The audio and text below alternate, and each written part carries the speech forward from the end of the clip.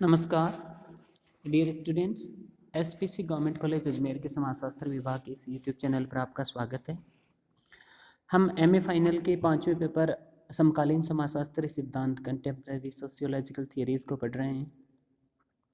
इसमें तीसरी यूनिट से संबंधित पीपीटी बेस्ड वीडियोस मैंने आपके साथ शेयर किए थे। संरचनावाद, उत्तर संरचनावाद, माइकल फूको, सी लेवी स्ट्रॉस और इसके साथ ही रेंडॉल कॉलिंस का संघर्ष सिद्धांत और लेविस कोजर के संघर्ष सिद्धांत से संबंधित कुछ चीज़ें भी मैंने शेयर की थी।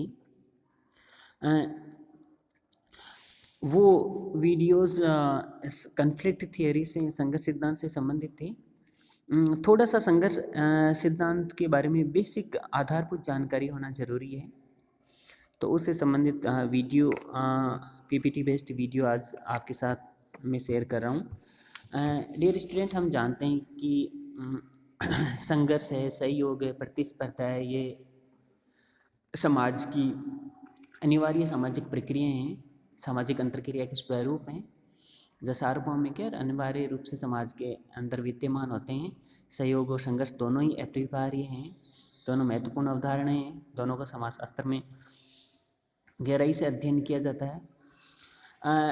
सामाजिक प्रक्रिया संघर्ष के अध्ययन में हमने पढ़ा था कि गिलिन ने अपने पुस्तक कल्चरल सोशियोलॉजी में ये बताया था कि संघर्ष एक सामाजिक प्रक्रिया है, यानी सामाजिक अंतरक्रिया का वह स्वरूप है जिसमें कुछ निश्चित लक्ष्यों की प्राप्ति के लिए भय और हिंसा का प्रयोग किया जाता है। और उन्होंने संघर्ष के 4 स्वरूप भी बताई थी: वैयक्तिक संघर्ष, इंडिविजुअल कन्फ्लिक्ट, राजनीतिक संघर्ष, वर्ग संघर्ष और प्रजातीय संघर्ष। और उन्होंने इसके 4 कारण बताए थे कि भाई व्यक्तिगत भिन्नताएं, इंडिविजुअल डिफरेंसेस, सांस्कृतिक भिन्नताएं, निहित जो हित हैं उनका भेद और सामाजिक परिवर्तन। ये 4 मुख्य कारण उन्होंने संघर्ष के बताए थे। संघर्ष सिद्धांत है वह समाज में संघर्ष की जो प्रघटना है इसके पीछे कारणकारी सिद्धांत की व्याख्या करता है। वो ये बताता है कि आखिर समाज में संघर्ष क्यों होता है, किस तरह होता है, इसके क्या परिणाम सामने आते हैं। संघर्ष की वैज्ञानिक पद्धति पर आधारित वस्तुनिष्ठ जो कारणकारी आधारित जो व्याख्या है उसी को हम संघर्ष सिद्धांत कहते हैं। विभिन्न समाज वैज्ञानिकों ने अलग अलग तरीके से समाज में संघर्ष की प्रघटना को गहराई से विश्लेषित किया है। वस्तुतः संघर्ष जो सिद्धांत है उसका उद्गम प्रकार्यवाद के विरोध में हुआ है। प्रकार्यवाद समाजशास्त्र का एक आधारभूत बुनियादी समाजशास्त्रीय सिद्धांत है जिसका ये मानना है कि समाज व्यवस्थित है और समाज में सर्वसम्मति रहती है और समाज के विभिन्न अंग घटक एक दूसरे का सहयोग करते हैं और उस सहयोग के कारण ही समाज में ये व्यवस्था है, ये बनी हुई है। समाज में आंतरिक सुव्यवस्था और सर्वसम्मति है। लेकिन संघर्ष सिद्धांत वेत्ताओं का मानना है कि ऐसा नहीं है। एल्विन गोल्डनर ने अपनी पुस्तक the coming crisis of western sociology में तो यहाँ तक लिख दिया है कि प्रकार्यवाद प्रासंगिक नहीं है। उन्होंने प्रकार्यवाद की जमकर आलोचना की है और संघर्ष सिद्धांत को समाज जो संघर्ष सिद्धांत है वो संघर्ष को समाज की वास्तविकता मानता है और उस आधार पर समाज का विश्लेषण करता है। इसी तरह जे.एच. टर्नर है, इन्होंने अपने पुस्तक the structure of sociological theory, और जॉर्ज रिटजर है, इन्होंने अपनी पुस्तक कंटेम्प्रेरी सोशियोलॉजिकल थ्योरीज में संघर्ष सिद्धांत की व्याख्या की है। A.W. ग्रीन ने अपनी पुस्तक सोशियोलॉजी में संघर्ष को इस तरह बताया कि एक जानबूझकर किया गया प्रयत्न है जिसमें किसी इच्छा का विरोध किया जाता है या उसे दबाने हेतु प्रयास किए जाते हैं। इसी तरह लेविस कोजर ने ये बताया कि व्यक्ति मूल्यों, सीमित संसाधनों, शक्ति को प्राप्त करने के लिए विरोधी पर दबाव डालता है, चोट पहुंचाता है, हिंसा का प्रयोग करता है। तो इस तरह उन्होंने संघर्ष को परिभाषित किया है और संघर्ष की इन परिभाषाओं के आधार पर उन्होंने समाज में संघर्ष की घटनाओं के आधार पर संघर्ष सिद्धांत की स्थापना की है। संघर्ष जो सिद्धांत है उसकी कुछ केंद्रीय मान्यताएं हैं जो जे.एच. टर्नर और जॉर्ज रिटजर ने अपनी पुस्तक जो आपको यहाँ इस पीपीटी में दिख रही हैं, the structure of sociological theory, और जॉर्ज लिटरेचर की पुस्तक द कंटेम्प्रेरी सोशियोलॉजिकल थियरी। इसमें उन्होंने संघर्ष सिद्धांत की 3 केंद्रीय मान्यताएं बताई हैं। पहला है व्यक्तिगत स्वार्थ और हित, यानी कि संघर्ष का जो आधारभूत कारण है वो व्यक्तिगत स्वार्थ और हित होता है। और दूसरा है शक्ति का बंटवारा, यहाँ पर मैंने प्रथम स्थान पर लिखा है इसको, एक ही बात। और तीसरे स्तर पर है मूल्य एवं विचारधारा। ये 3 केंद्रीय मान्यताएं हैं, यानी जो संघर्ष का मूलभूत कारण है।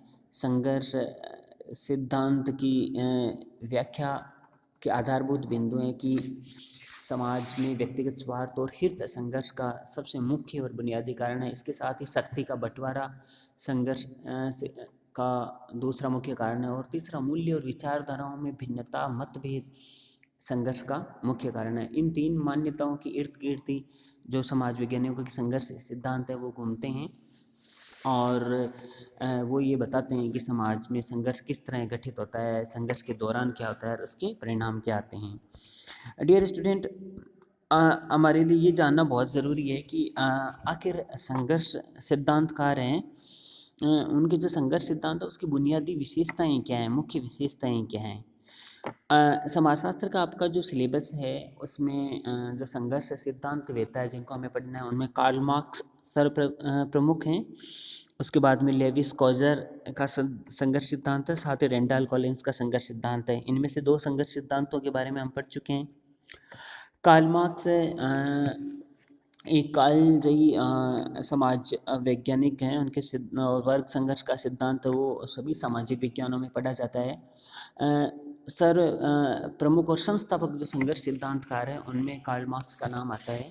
कार्ल मार्क्स ने अपने पुस्तक critic of political economy, communist manifesto, the German ideology और दास कैपिटल, इन पुस्तकों में अपने संघर्ष सिद्धांतों को रखा है। अलग अलग जगह अलग अलग अवधारणाओं का, सिद्धांतों का विवेचन है, अपना अध्ययन है, अपने निष्कर्ष हैं। और लेविस कॉजर ने अपने पुस्तक the functions of social conflict में संघर्ष का प्रकार्यात्मक सिद्धांत दिया है। साथ ही रेंडाल कॉलिंस है, उन्होंने conflict sociology toward an explanatory science, इसमें अपना संघर्ष सिद्धांत दिया है। और इस संघर्ष सिद्धांत की व्याख्या की कि समाज में किस तरह सीमित संसाधन है और उनके लिए संघर्ष होता है। अब हमारे लिए जानना जरूरी कि विभिन्न जो संघर्ष सिद्धांतकार है, कार्ल मार्क्स है, लेविस कॉजर है, रेंडाल कॉलिंस है, इन्होंने जो अपने संघर्ष सिद्धांत दिए हैं, और आधुनिक जो समाजशास्त्री हैं, एंथनी गिड्डेंस है, जॉर्ज लिटचर है, ये जे.एच. टर्नर हैं, एम.एफ. अब्राहम है, तो इन्होंने अपनी पुस्तकों में संघर्ष सिद्धांत की विशेषताओं का विवेचन किया है जो इन समाज वैज्ञानिकों ने अपने संघर्ष सिद्धांत में बताई हैं, या उनके अध्ययन के आधार पर जो सामने निकल कर आती हैं। उन्होंने संघर्ष सिद्धांत की जो मुख्य विशेषताएं बताई हैं उनको हमारे लिए जानना जरूरी है, जिससे कि हम ये जो संघर्ष सिद्धांत है इनको बेहतर ढंग से समझ सकें। डियर स्टूडेंट्स, जो सबसे महत्वपूर्ण विशेषता है संघर्ष सिद्धांत की, उसमें यह है कि यह संघर्ष सिद्धांत ये मानता है कि समाज के अंदर साम्यावस्था या सर्वसम्मति हमेशा विद्यमान नहीं रहती है। यानी ये मानना कि समाज में शांति, संतुलन, एकजुटता, संगठन हमेशा बना रहता है, ऐसा नहीं है। समाज में असंतुलन आता है, तनाव, संघर्ष उसी के कारण पैदा होते हैं। सर्वसम्मति और संतुलन नहीं बना रहता है, भेदभाव होता है, अन्याय होता है, और ऊंच नीच की खाई, असमानता की खाई विद्यमान रहती है। इसी कारण समाज में संघर्ष होता है। दूसरी विशेषता है कि समाज और समाज के जो विभिन्न अंग हैं उनमें निरंतर परिवर्तन होते हैं। प्रकार्यवाद ये मानता है कि जो बुनियादी व्यवस्था है वो बनी रहती है, इस कारण समाज में संतुलन और स्थायित्व बना रहता है, जबकि ऐसा नहीं है। समाज के विभिन्न अंग और समाज में निरंतर परिवर्तन चलता रहता है। तीसरी विशेषता संघर्ष सिद्धांत की है कि संघर्ष सिद्धांत की ये मान्यता है कि समाज की रचना में संघर्ष अंतर्निहित है, और संघर्ष के बाह्य कारण भी विद्यमान होते हैं। इसका तात्पर्य है कि समाज में संघर्ष हमेशा बाहरी कारकों से नहीं होता है। समाज की संरचना ही इस तरह की होती है जो भेदभाव, असमानता को जन्म देती है, जिसके कारण समाज में संघर्ष की बुनियाद पड़ती है। उदाहरण के लिए भारतीय जो जाति व्यवस्था है उसमें जो पदानुक्रम है, ऊंच नीच की व्यवस्था है, तो वो असमानता स्थापित करती है, उसको संस्थागत सामाजिक मान्यता देती है और वो संघर्ष को पैदा करता है, तनाव को पैदा करता है। तो समाज की संरचना में ही संघर्ष अंतर्निहित है और बाह्य कारक भी संघर्ष को उत्पन्न करते हैं। जरूरी नहीं है हमेशा आंतरिक कारक की संघर्ष को जन्म देते हों। लेविस कोजर जो संघर्ष का प्रकार्यात्मक सिद्धांत देते हैं, तो वो भी एक संघर्ष सिद्धांत की महत्वपूर्ण विशेषता है कि संघर्ष प्रकार्यात्मक भी होता है, लाभदायक भी होता है। लेविस कोजर ने अपने सिद्धांत में यही स्थापित किया है। संघर्ष हमेशा समाज के लिए नुकसानदायक हो ऐसा ज़रूरी नहीं है। कभी कभी संघर्ष से कई समस्याओं का समाधान होता है, न्याय की स्थापना होती है, समानता स्थापित होती है और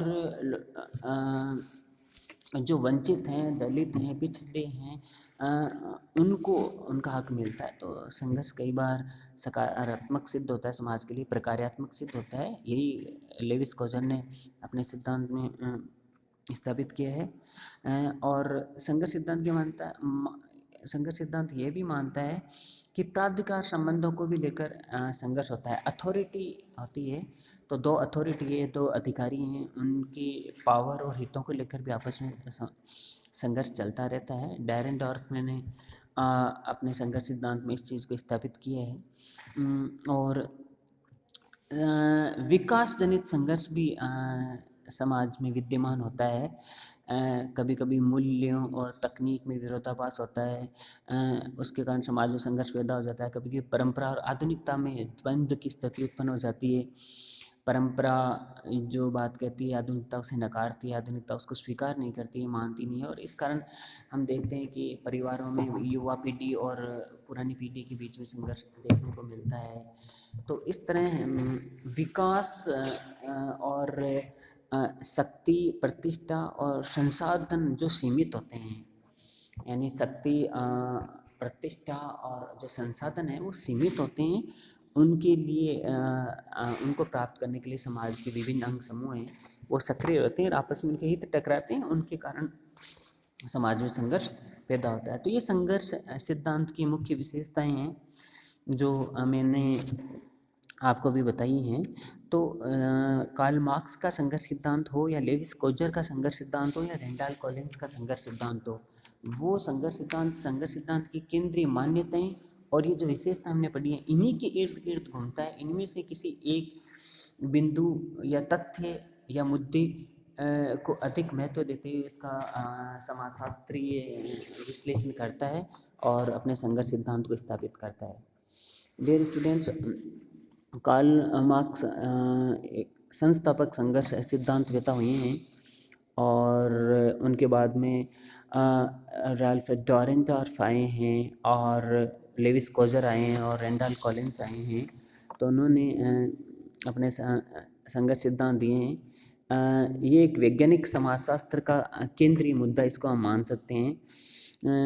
हमें तथ्यों और मूल्यों को अलग करते हुए वस्तुपरक और अनुभविक विश्लेषण करना होता है और समाज में जो संघर्ष सिद्धांतकार है वो बिल्कुल वस्तुपरक और अनुभविक तरीके से अपने सिद्धांतों को स्थापित कर रहे हैं, जिनसे संघर्ष सिद्धांत वेताओं का भी हमने विवेचन किया है, जिनके बारे में हमने बेसिक जानकारी प्राप्त की है, सामान्य बुनियादी जानकारी प्राप्त की है। इन्होंने बिल्कुल वैज्ञानिक विश्लेषण किया है, वस्तुपरक और अनुभविक विश्लेषण किया है, जिसके माध्यम से समाज में संघर्ष की प्रगटना की वैज्ञानिक समाजशास्त्रीय व्याख्या की है। तो डियर स्टूडेंट्स, ये संघर्ष सिद्धांत की केंद्रीय मान्यताएं हैं और संघर्ष सिद्धांत की विशेषताएं हैं और ये मुख्य संघर्ष सिद्धांतकार हैं कार्ल मार्क्स, लेविस कोजर और रेंडाल कॉलिंस जो हमारे सिलेबस में हैं। राल्फ डैरेंटॉर्फ हैं, वो भी एक संघर्ष सिद्धांत है। Class and class conflict in industrial society ये उनकी पुस्तक है, लेकिन हमारे सिलेबस में इसका उल्लेख नहीं है। तो हमें इन 3 संघर्ष सिद्धांतों को ही पढ़ना है। नेक्स्ट वीडियो में हम कार्ल मार्क्स के संघर्ष सिद्धांत का विवेचन करेंगे। तो मैं समझता हूँ कि आपने संघर्ष सिद्धांत के इस बुनियादी आधार को समझा है, जिससे कि हम आगे संघर्ष सिद्धांत हैं उनको बेहतर ढंग से समझ सकें और बेहतर ढंग से उनका समाजशास्त्रीय विश्लेषण में अनुप्रयोग कर सकें। धन्यवाद।